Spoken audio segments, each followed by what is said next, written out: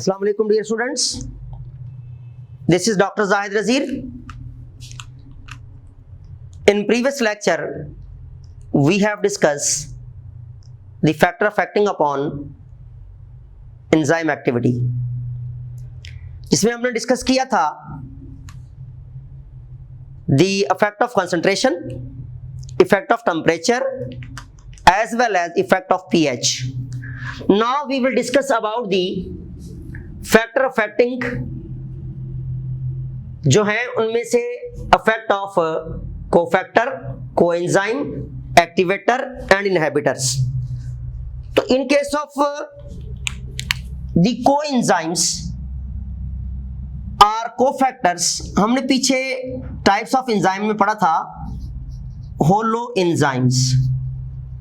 अब holo enzyme में हमने ये भी पढ़ा था कि होलो एंजाइम के पास एक प्रोटीन पार्ट होता है और एक non protein part. Major part होता है, इसे कहते हैं प्रोटीन पार्ट, और प्रोटीन पार्ट जो है that is called as apoenzyme. क्या नाम देते हैं इसे हम? एपो एंजाइम का नाम देते हैं. और जो नॉन प्रोटीन पार्ट होता है that is called prosthetic group. और हमने ये भी पढ़ा था कि अगर प्रोस्थेटिक ग्रुप बेसिकली दो टाइप के होते हैं. अगर इनऑर्गेनिक है,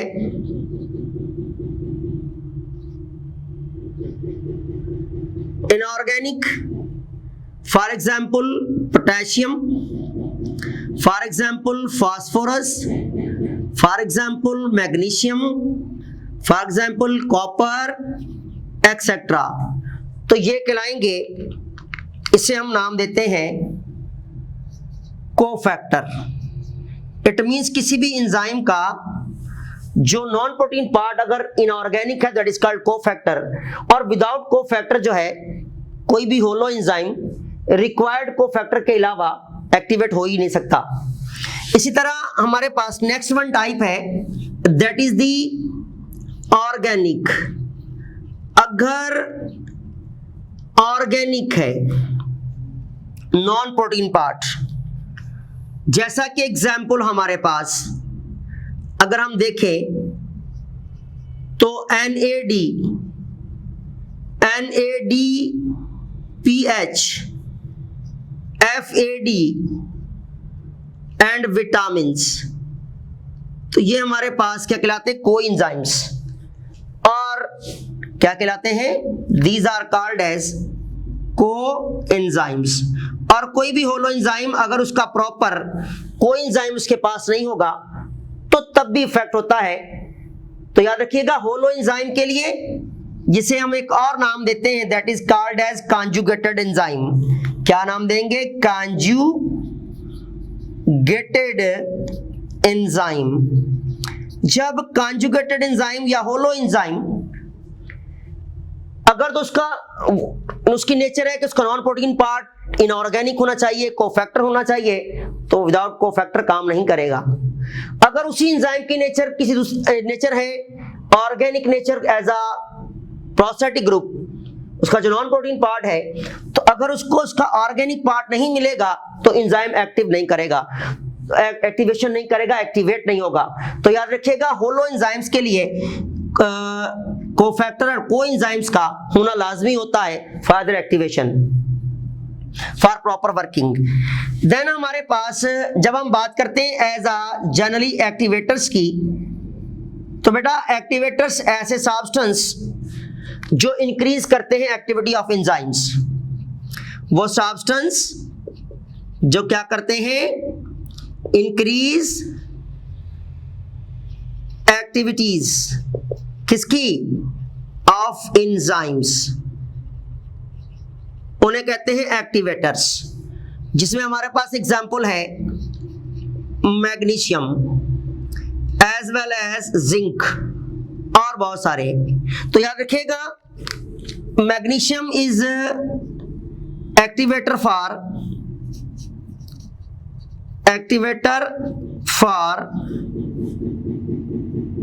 फॉस्फोटेज एंजाइम, फॉस्फोटेज।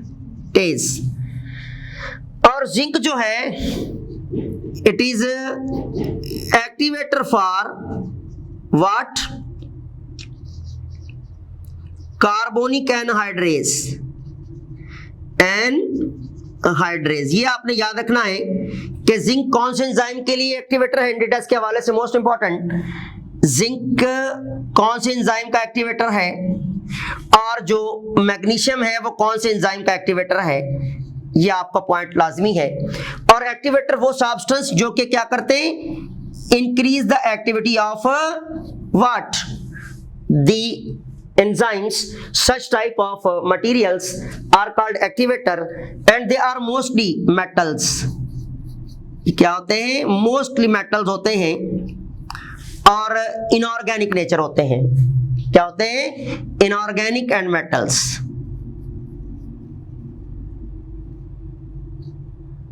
ओके, और ये एक्टिविटीज को बढ़ाएंगे। जिस तरह आपने एक्टिवेटर की एग्जांपल दी, ये एग्जांपल आपकी बुक में भी लिखी हुई है, ये आपने याद रखनी है कि zinc for carbonic anhydrase and magnesium for phosphatase. इसी तरह अब अगर हम बात करते हैं इन केस ऑफ इनहैबिटर्स की, तो याद रखिएगा जो इनहैबिटर्स होते हैं, इनहैबिट कहते हैं डिक्रीज करना, रोक देना। इनहैबिटर्स, व्हाट कॉल्ड एज इनहैबिटर्स। तो हम क्या लिखेंगे, substance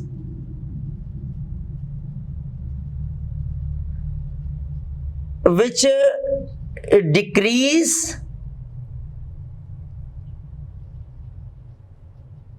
the activities of enzymes.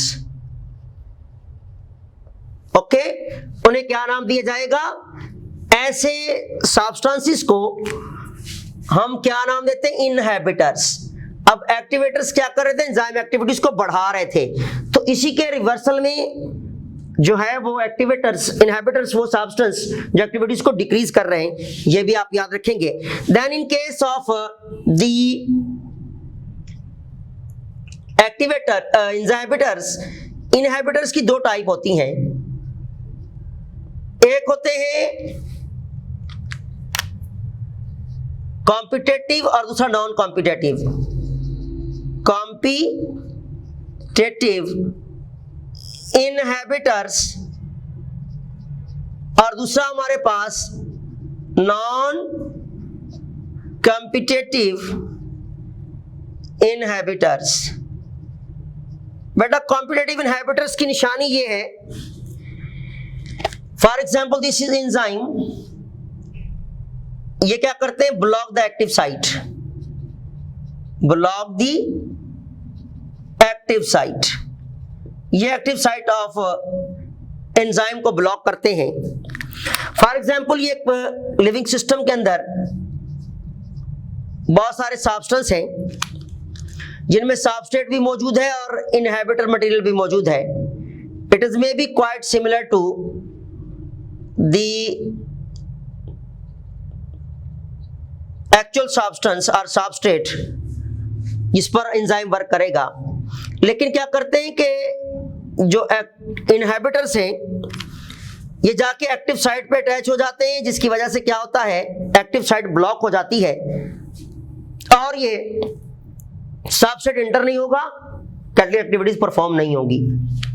तो याद रखिएगा, in case of what, in case of enzyme, competitive inhibitor वो जो कि डायरेक्टली एक्टिव साइट को ब्लॉक कर रहे हैं। किसे ब्लॉक कर रहे हैं बेटा, एक्टिव साइट को ब्लॉक करने वाले जो हैं इन्हें हम नाम देते हैं एक्टिवेटर्स, और इन्हें कहा जाता है कॉम्पिटेटिव, क्योंकि ये डायरेक्टली कॉम्पीट करते हैं विद द सबस्ट्रेट मॉलिक्यूल्स और ये ब्लॉक कर देते हैं किसको, एक्टिव साइट को, जिसकी वजह से there will be no entry of substrate molecule and there will be no increase in the acceleration or increase in the rate of reaction.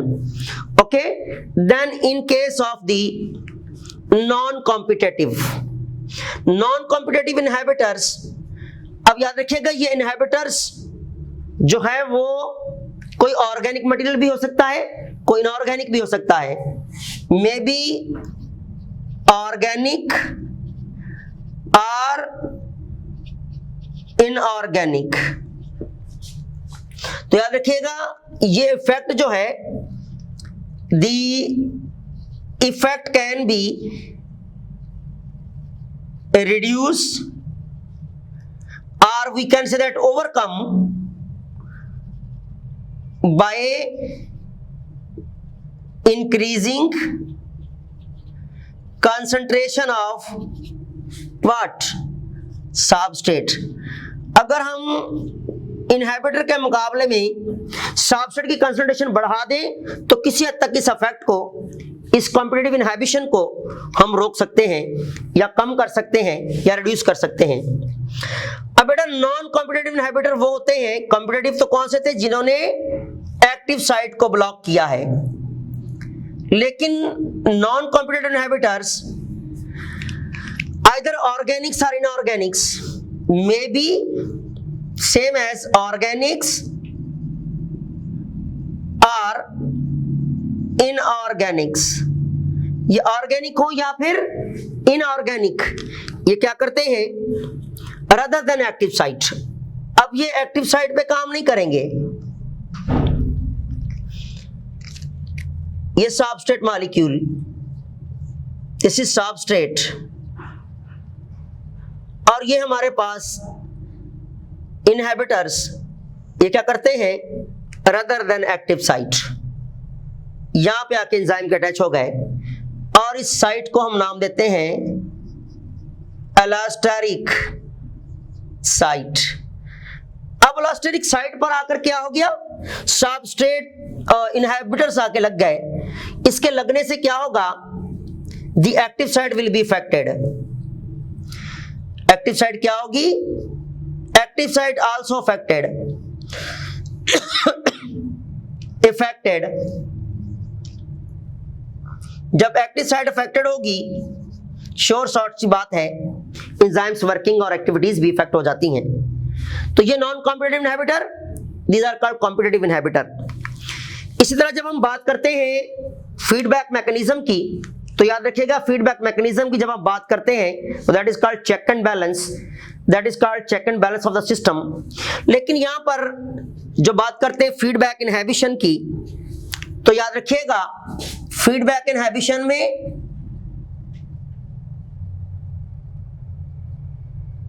Inhibition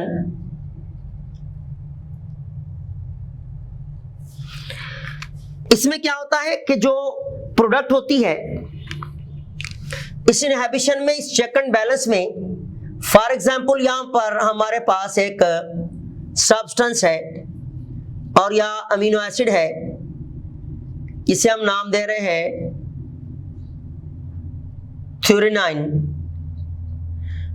अब by passing through the different stages, different chain reaction, it will be changed into the isoleucine।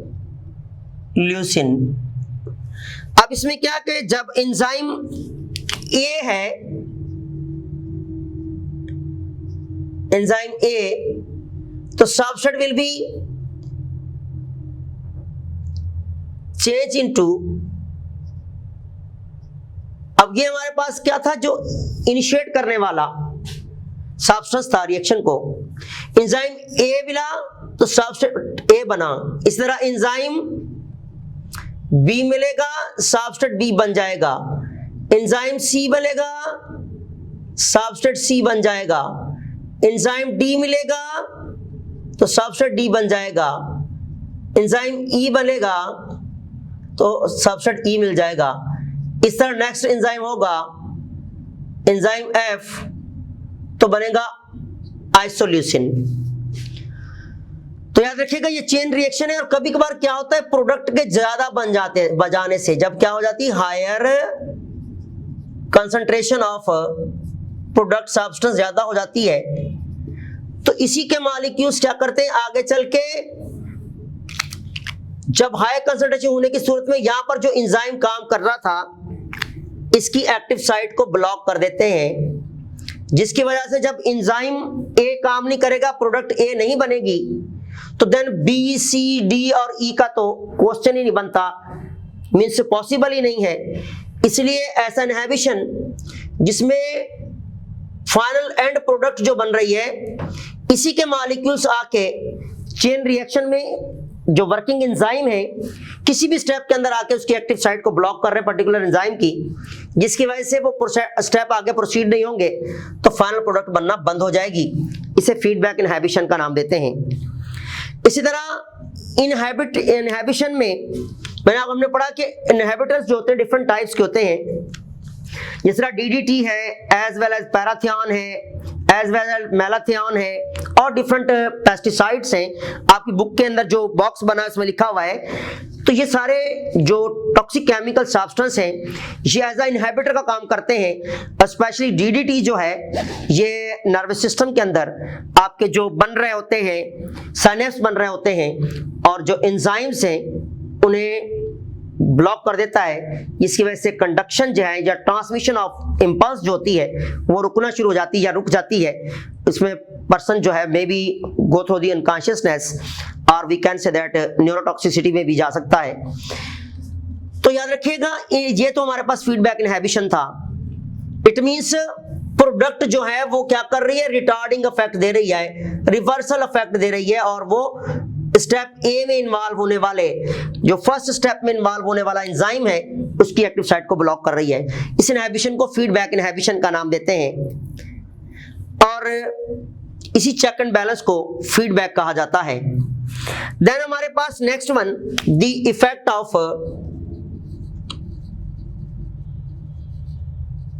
Water.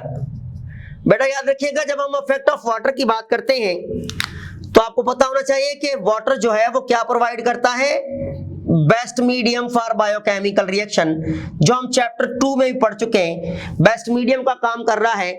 और याद रखिएगा कोई भी biochemical reaction जो होते हैं वो कहां परफॉर्म होते हैं, इन दी एक्वियस सॉल्यूशन।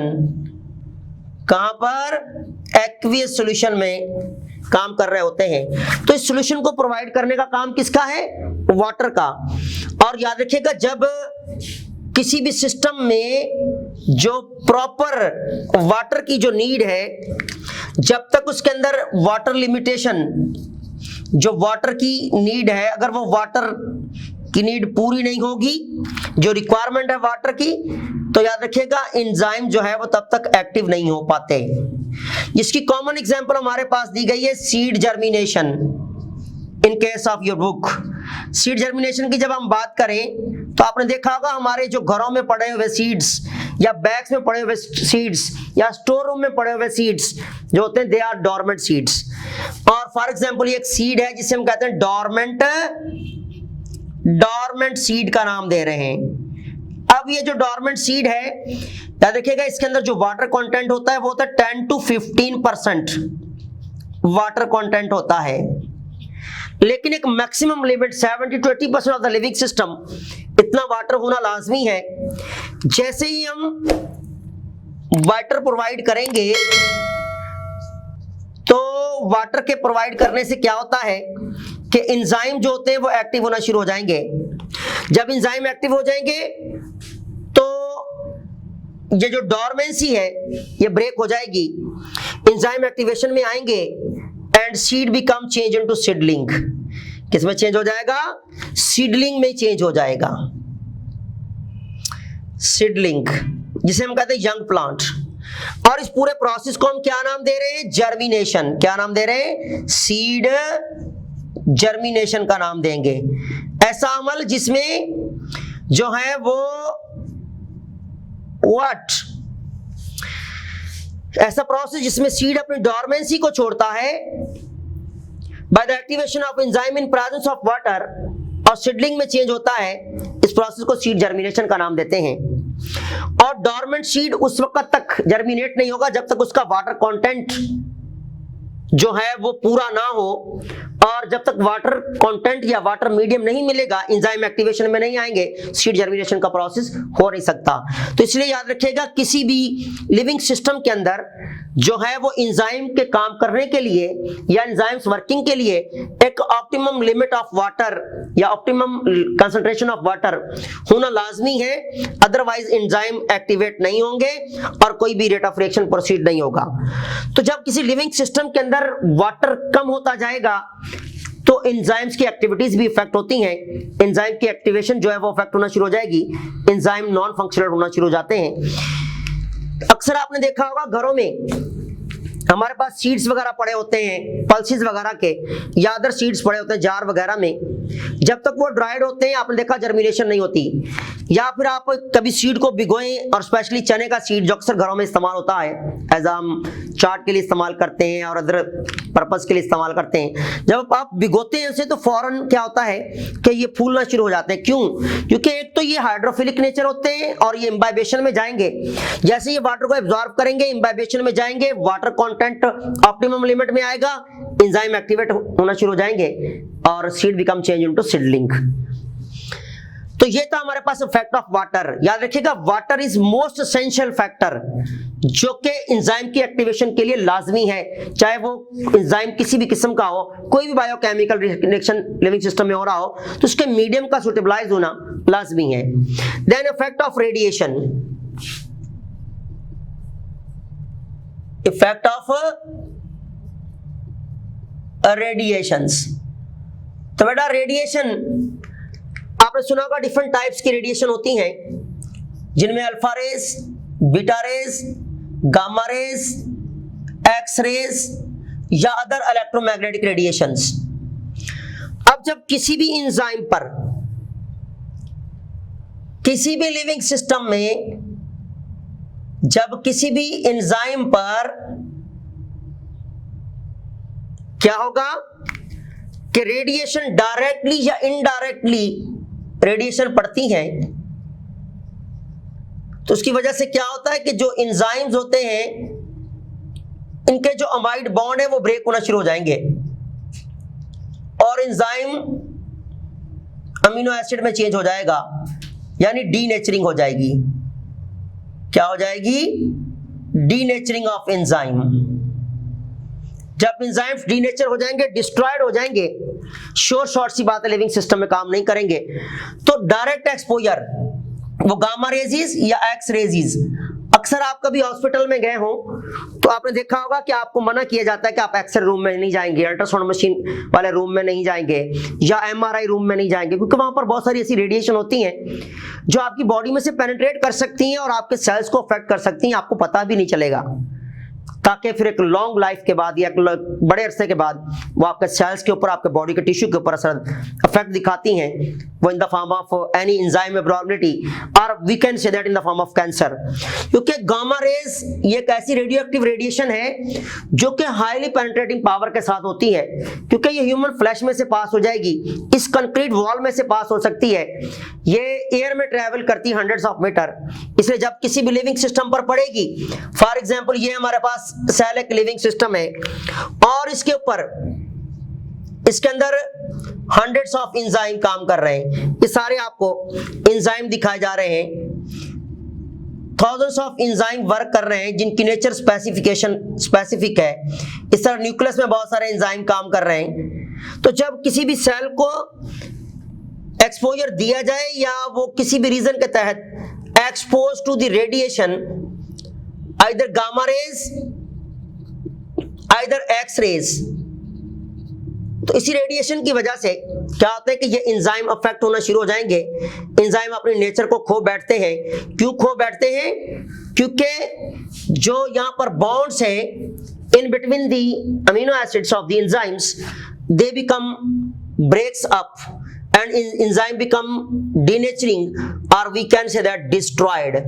जब एंजाइम डिस्ट्रॉयड हो जाएंगे तो श्योर शॉर्ट सी बात है बायोकेमिकल एक्टिविटी सीवियरली अफेक्ट होंगी, तो प्रोटोप्लाज्म का मेंटेन रहना भी बहुत मुश्किल हो सकता है।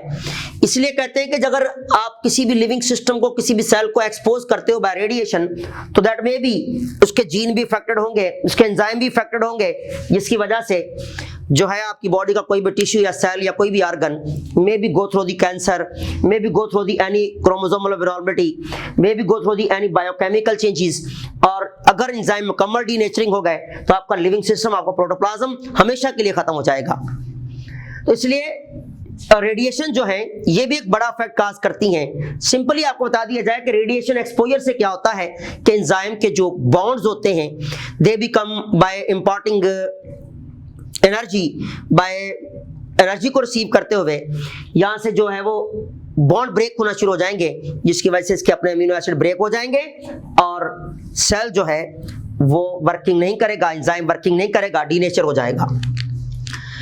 तो ये तो था हमारे पास हमारा चैप्टर नंबर 3 जो कि कंप्लीट हो गया, जिसके कुछ फैक्टर हमने पिछले लेक्चर में पढ़े थे, कुछ फैक्टर हमने अभी पढ़े हैं। अभी कुछ एमसीक्यूज हम डिस्कस करते हैं regarding your anti test.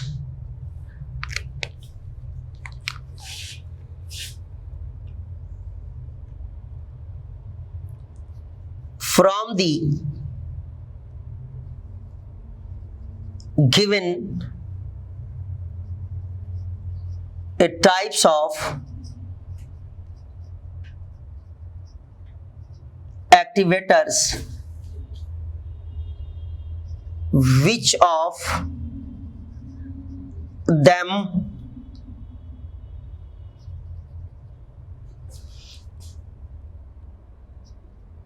is responsible for the activation of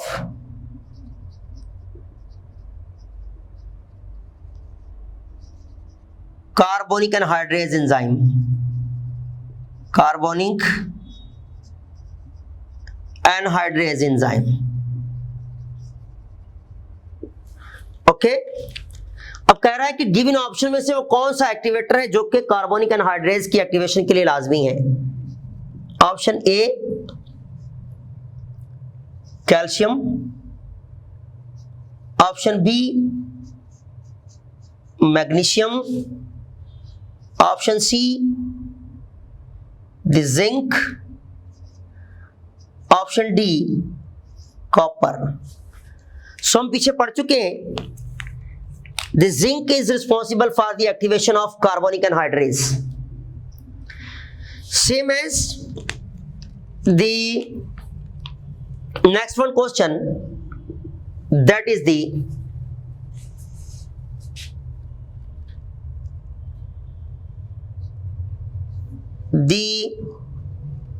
site other than active site, other than active site where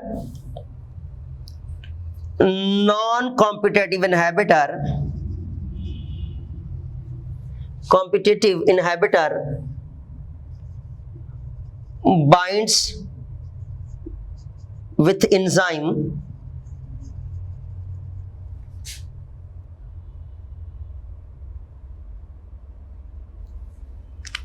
that site may be option A active site, option B the allosteric site, option C the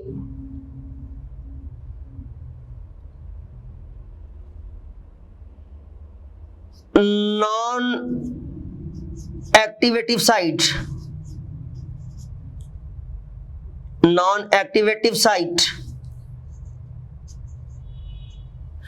D none of these। सो याद रखिएगा हम पीछे पढ़ चुके हैं कि non competitive inhibitor जहां जाके अटैच होकर एंजाइम के अंदर वेरिएशन लेकर आ रहे हैं, उसकी स्ट्रक्चर के अंदर वेरिएशन लेके आ रहे हैं, उसकी एक्टिव साइट पर एक्टिवेशन लेके आ रहे हैं, इट मींस इनहिबिट कर रहे हैं, उस साइट को हम नाम देते हैं allosteric site. The next one question is the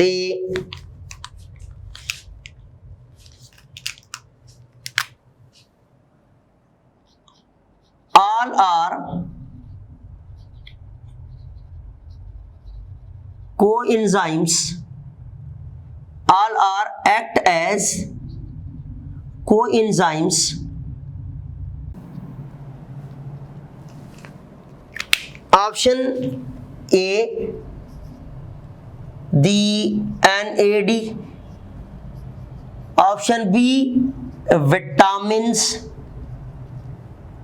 option C FAD, option D the zinc. तो याद रखिएगा एंजाइम हमेशा ऑर्गेनिक होते हैं और कोएंजाइम हमेशा ऑर्गेनिक नेचर होते हैं और नॉन प्रोटीन पार्ट होते हैं। तो यहां पर हमने एल्स की बात की है। Option A NAD also act as coenzyme, B vitamin also act as coenzyme, FAD option C में also act as coenzyme. So option D would be the else one, means it is inorganic nature, तो option होगा D. इसी तरह हमारे पास अगर हम next one question देखें तो हमारे पास जो क्वेश्चन होगा that is the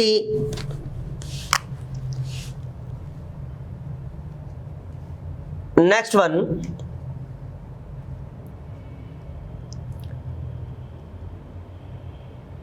In case of the enzymes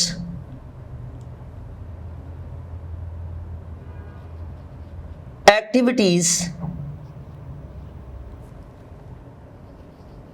affected by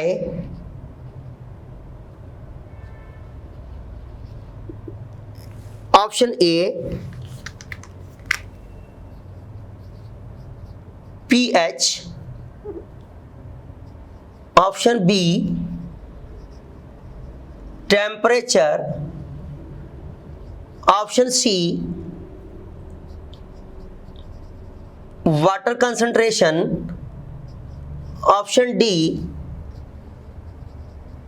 radiations, option E all of these।